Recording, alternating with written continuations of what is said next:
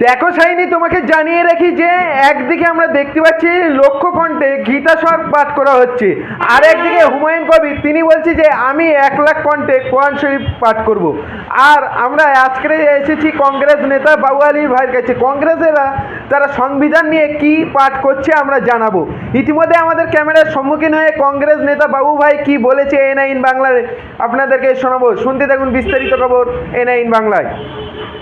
আরেকটা একদিক থেকে বিজেপি তারা গীতা পাঠ করছে, আর একদিক থেকে হুমায়ুন কবির তারা 1,00,000 কণ্ঠে কোরআন শরীফ পাঠ করবে। আপনারা কি পাঠ করতে চান? আপনারা কি করবেন সংবিধান? আমরা জাতীয় কংগ্রেসের পক্ষ থেকে বলতে চাই যে এই ভারতবর্ষে প্রত্যেক ধর্মের প্রতি আমরা শ্রদ্ধাশীল। যে যার ধর্ম পালন করার নৈতিক অধিকার ভারতবর্ষের সংবিধান প্রত্যেককে দিয়েছে, প্রত্যেক ধর্মকে দিয়েছে। তো সেই ধর্ম তাদের ধর্মগ্রন্থ অনুষ্ঠান করে ব্রিগেডে বা কোনো বড় জায়গায় পাঠ করতে হবে, এটা কোনো বিষয় নয়। এক ধর্মকে কটাক্ষ করে আরেক ধর্মের পালন করা এটা ঠিক নয়। আজকে বিজেপি তারা ব্রিগেডে গীতা পাঠ করলো লক্ষ লক্ষ মানুষ নিয়ে, আর একজন বলছে কোরআন শরীফ পাঠ করাবেন, পবিত্র কোরআন শরীফ বহু মানুষকে নিয়ে। আমরা বলি যার ধর্ম তার কাছে, ধর্মের প্রতি শ্রদ্ধাশীল হন, ধর্মের প্রতি বিশ্বাস রাখুন, ধর্মের প্রতি আনুগত্য রাখুন। কিন্তু ভারতবর্ষ বর্তমানে সংবিধান অত্যন্ত সংকটময় জায়গায়। বিজেপি ভারতবর্ষের সংবিধানকে ধ্বংস করার চেষ্টা করছে, একের পর এক সংবিধানকে অমান্য করছে, কোর্টকে অমান্য করছে। আমরা তারই বিরুদ্ধে তীব্র প্রতিবাদ জানাতে আমাদের নেতা রাহুল গান্ধী তিনি সংবিধান হাতে নিয়ে সারা ভারতবর্ষে আন্দোলন করছে, মিছিল করছে, মিটিং করছে। সেই জন্যে আমরা পশ্চিমবঙ্গ প্রদেশ কংগ্রেসের পক্ষ থেকে আগামীকাল বেলা 1 ঘটিকায় কলকাতা ধর্মতলা রানী রাসমণি রোডে সেখানে হাজার হাজার কংগ্রেস কর্মীরা তারা স্বউচ্চারিত খুব জোরে উচ্চারণ করে তারা সংবিধান পাঠ করবে এবং সংবিধানের প্রতি শপথ নেবে যে আমরা ভারতবাসী, আমরা ভারতবর্ষের এই সংবিধান, যে সংবিধান জাতীয় কংগ্রেসের নেতৃত্বে হয়েছিল, যে সংবিধানে বলা আছে ভারতবর্ষের হিন্দু, মুসলমান, জৈন, খ্রিস্টান, পার্সি, উঁচু জাত, নিচু জাত কোনো ভেদাভেদ নেই, সকলের সমান অধিকার আছে এবং সকলেই এই ভারতবর্ষে মাথা উঁচু করে বসবাস করবে।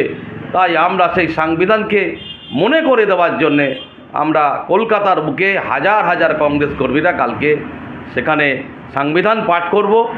এবং আমি পশ্চিমবঙ্গ প্রদেশ কংগ্রেসের সদস্য বাবু গাজী, আমি বসিরহাট বা আমাদের জেলার সকল কংগ্রেস কর্মী এবং সাধারণ মানুষের কাছে অনুরোধ করব, আমি আগামীকাল ওই প্রোগ্রামে উপস্থিত হচ্ছি। আপনারা সকলেই কালকের এই সংবিধান পাঠ প্রোগ্রামে সকলেই উপস্থিত থাকবেন। আগামীকাল কতটা লোক হতে পারে, আপনারা কি আশা রাখছেন? কি একেবারে ব্রিগেড কি নকল হয়ে যাবে? কালকে ধর্মতলায় যে চত্বর এলাকা, সেই এলাকায় মানুষ ধরার জায়গা থাকবে না। ইতিমধ্যে উত্তরবঙ্গের লোকজন এসে গেছে কলকাতায়, আজকে আসা শুরু করে দিয়েছে।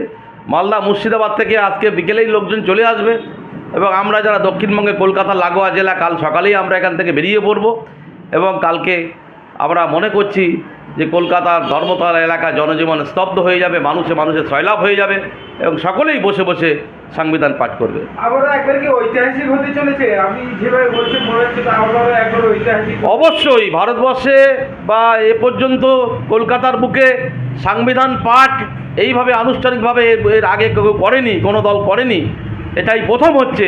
এবং অবশ্যই যেহেতু প্রথম হচ্ছে এরকম একটা মহতী অনুষ্ঠান, এটা তো ঐতিহাসিক হবে বটেই।